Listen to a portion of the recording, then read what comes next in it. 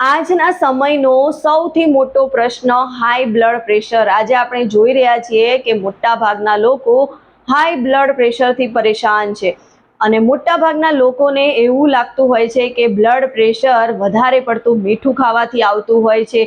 ઉપરથી મીઠું લઈએ તો પણ બ્લડ પ્રેશર વધી જાય છે અને મોટા ભાગના લોકો બ્લડ પ્રેશરને કંટ્રોલ કરવા માટે ઉપરથી મીઠું ઓછું કરતા હોય છે, નમકવાળી વસ્તુ ઓછી કરી દેતા હોય છે.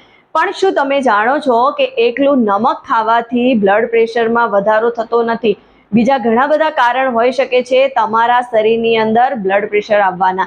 તો આપણે એ કારણો વિશે સમજીએ અને એ સમજવા માટે બન્યા રહો અમારા વિડીયોના એન્ડ સુધી. તો આપણને ખબર પડશે કે નમક ખાવાથી તો બ્લડ પ્રેશર વધે જ છે, પણ બીજી એવી કઈ બાબતો છે કે જે આપણા શરીરમાં બ્લડ પ્રેશરને લઈને આવતા હોય છે.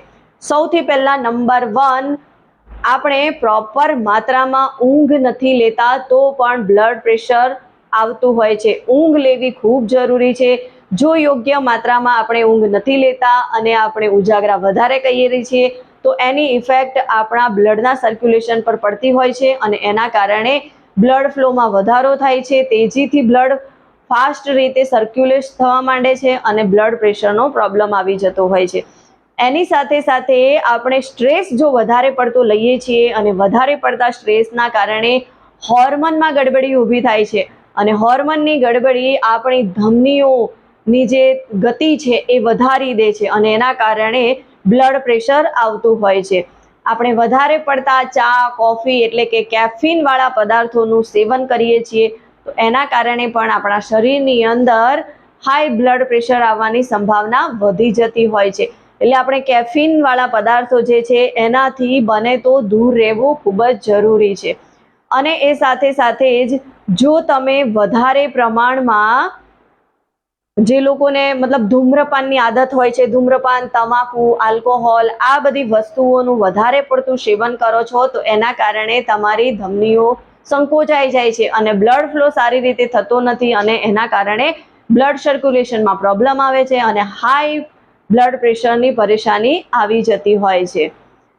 અને એની સાથે સાથે જો તમારું વજન કંટ્રોલમાં નહીં હોય, એટલે કે તમારું વજન વધારે હશે, ઓવરવેટ હશો અથવા તો તમે મોટાપાના ગ્રેડ 1, 2, 3માં હશો તો પણ તમારા હાર્ટને ઇફેક્ટ આવવાની છે. કેમ કે વજન વધારે હોય છે તો હાર્ટ ઉપર એની વધારે ઇફેક્ટ આવતી હોય છે. હાર્ટને વધારે મહેનત કરવી પડે છે પમ્પિંગ માટે અને જેના કારણે તમારા શરીરની અંદર બ્લડ પ્રેશરનો ખતરો આવી જતો હોય છે અને બ્લડ પ્રેશરની સાથે સાથે બીજા ઘણા બધા એવા ડિસીઝ છે કે જે આવવાની સંભાવના વધી જતી હોય છે.